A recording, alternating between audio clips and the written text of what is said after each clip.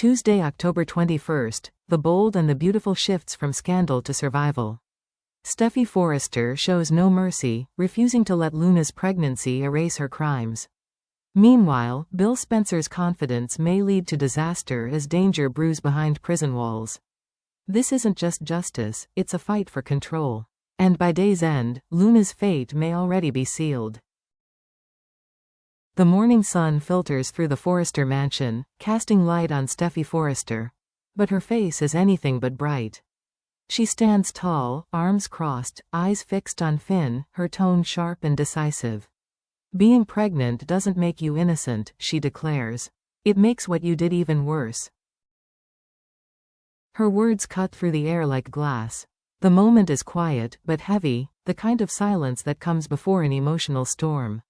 Finn looks at her, torn. "Steffy, she's carrying a child.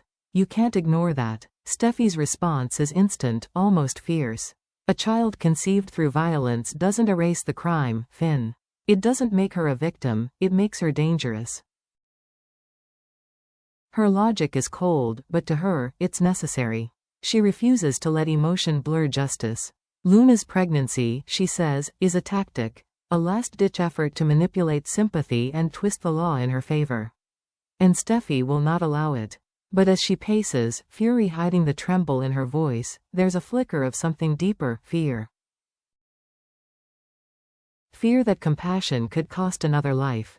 "Let the courts handle her," she finishes. "I'll make sure she never walks free again." In Steffy's eyes, it's justice. But for Luna Nozawa, those words sound like a death sentence. Across town, the skyline glows through the glass walls of Spencer Publications, sleek, modern, and cold. Bill Spencer leans back in his chair, exuding confidence like armor. Katie Logan sits across from him, while Will hovers near the window, silent. "The custody hearing will be simple," Bill insists, voice steady. "No judge in California will hand a Spencer baby to a convicted felon. Luna doesn't stand a chance." Katie folds her hands, her tone cautious. "You said the same thing once before, Bill. When you let her live here, under your roof." That memory hits a nerve. Bill had once felt pity for Luna, saw her as a broken woman, someone who deserved a second chance. But that mercy ended in chaos, and now, he's determined to prove he's not weak again. "Compassion cost me once," Bill says coldly. "It won't happen again." Will shifts uncomfortably, his jaw tight. He knows there's more to this than business or image. Because the child everyone's talking about isn't just a Spencer, it's his. Bill glances at his son, unaware of the storm beneath the surface. He thinks he's controlling the situation. But in Los Angeles, confidence isn't control, it's the calm before collapse. And when the truth comes out, no amount of power will protect the Spencers from what's coming.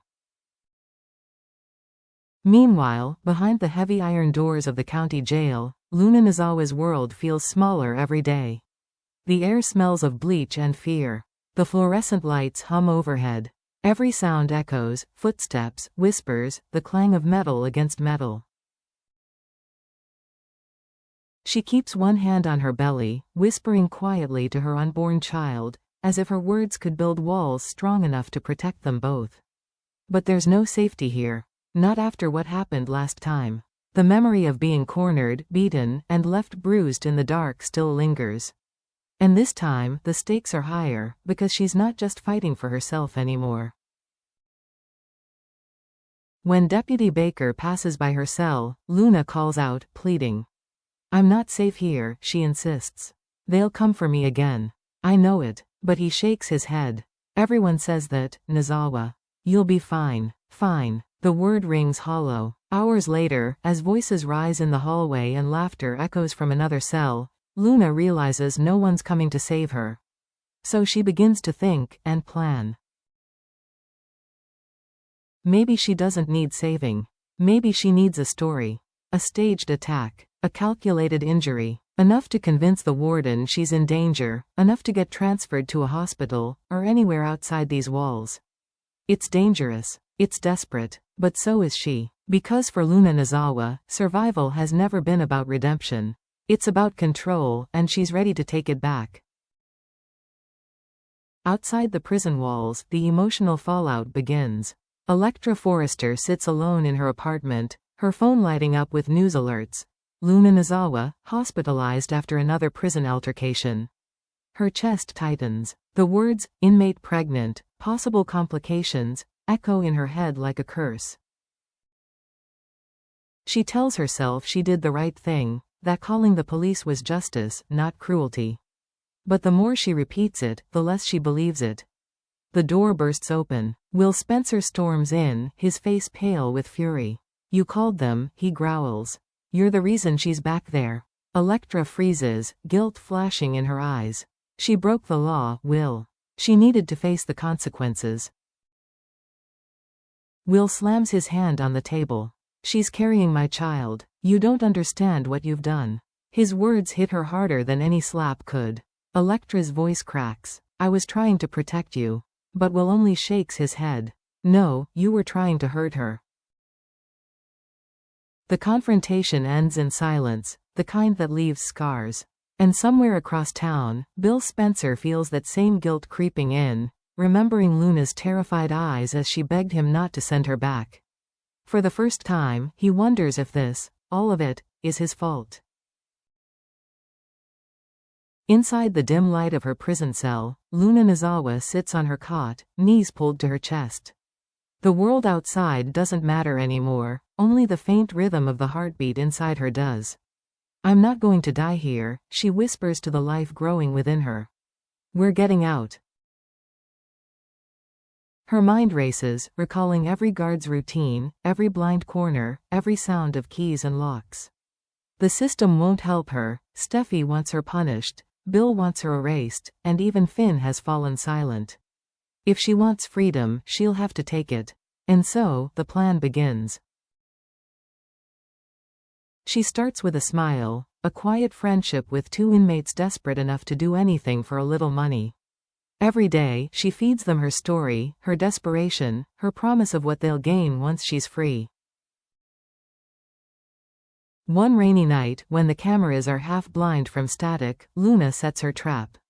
A muffled scream, a struggle in the dark, a fall against cold concrete. When the guards arrive, they find her bloodied, trembling, whispering, "They tried to kill me, please, help me." The scene looks real, almost too real. Luna knows exactly how much pain to endure, just enough to convince them she's in danger, not enough to lose the baby. And when the warden orders her transfer to a hospital, Luna allows herself the faintest, most dangerous smile.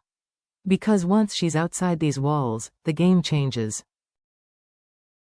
So what happens next, bold and beautiful fans? Will Luna's desperate scheme fool everyone, or will it collapse the moment the truth comes out? She's risking everything, her freedom, her child, and her sanity, to escape the punishment she swears she doesn't deserve. But outside those prison walls, the ripples have already begun. Steffy Forrester, fueled by righteous anger, prepares for battle, determined that Luna will never manipulate anyone again. Bill Spencer, haunted by guilt, starts to question if his version of justice has gone too far. And Will, torn between love and loyalty, may do something reckless to save the mother of his child. Everyone thinks they're fighting for what's right. But in Los Angeles, right and wrong are just different shades of survival. Because in the bold and the beautiful, no lie stays buried, and no truth comes without blood. Tuesday's episode isn't just another chapter, it's the beginning of Luna's most dangerous gamble yet. A woman trapped between motherhood and manipulation, ready to turn her pain into power. So, what do you think? Will Luna's escape succeed, or will her plan become the one trap she can't get out of?